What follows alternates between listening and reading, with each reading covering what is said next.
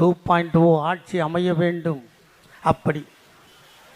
அப்படி ஆட்சிக்கு வந்தால்தான் அண்ணன் தளபதியை யாருக்காவது தெரிய போகிறதா? எங்கள் சின்னவரை நாடு அறிய போகிறதா? இல்லை. எக்கட்டான காலகட்டம். எந்த காலகட்டத்தில் நாம் நின்று கொண்டிருக்கிறோம்?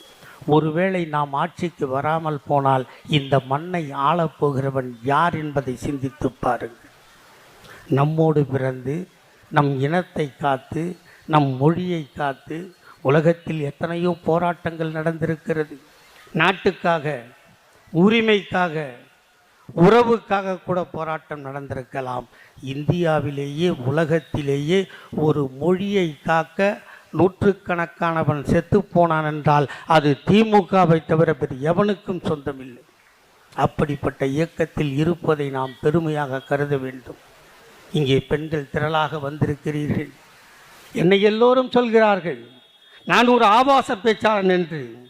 நான் ஆபாச பேச்சாளனா? என் தாய்மார்களே, நான் ஒரு ஆவேச பேச்சாள். என் இயக்கத்தை எவனான் கொச்சைப்படுத்தினால் ஆவேசமாக பேசுவேன். நான் என்ன பேசிவிட்டேன்? எதை பேசினாலும் எத்தனை தண்டனை கொடுத்தாலும் என்னை நான் மாற்றிக்கொள்வதற்கு நான் தயாராக இல்லை.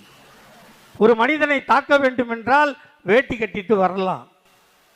ஒரு பன்னியை துரத்தணுன்னா வேட்டி கட்டிட்டு வந்தால் நம்ம உடம்பெல்லாம் சேராயிடுமா இல்லையா? அப்போ வேட்டி அவுத்து போடணுமா இல்லையா? கைப்பனியன் போடக்கூடாதா இல்லையா? கைப்பனியன் போனால் கல்லில் அடிக்க முடியாது, தடுக்கும். கட்பனின்னு ஷார்ட்ஸு போட்டுக்கிறது தான் அந்த பன்னியோ நாயையோ அடிக்க முடியும். அந்த வேலையை தானே நான் செய்கிறேன்.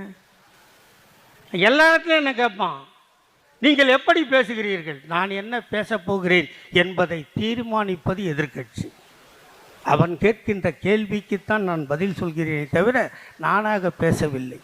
நேற்று பெய்த மழையில் இன்று முளைத்த காளான்கள் எல்லாம் 73 ஆண்டு கால உழைப்பை, தன் வாலிப வயதை, தன் குடும்ப வாழ்க்கையை இந்த நாட்டுக்கு அர்ப்பணித்து ஓராண்டு காலம் மிசா சிறையில் சித்திரவதைப்பட்டு தன் இளமை காலத்தை காதல் மனைவியை பிரிந்து இந்த தமிழ்நாட்டில் வாழ்ந்தவன் எங்கள் தளபதியை தவிர வேறு எவனாவது இருக்கிறானா?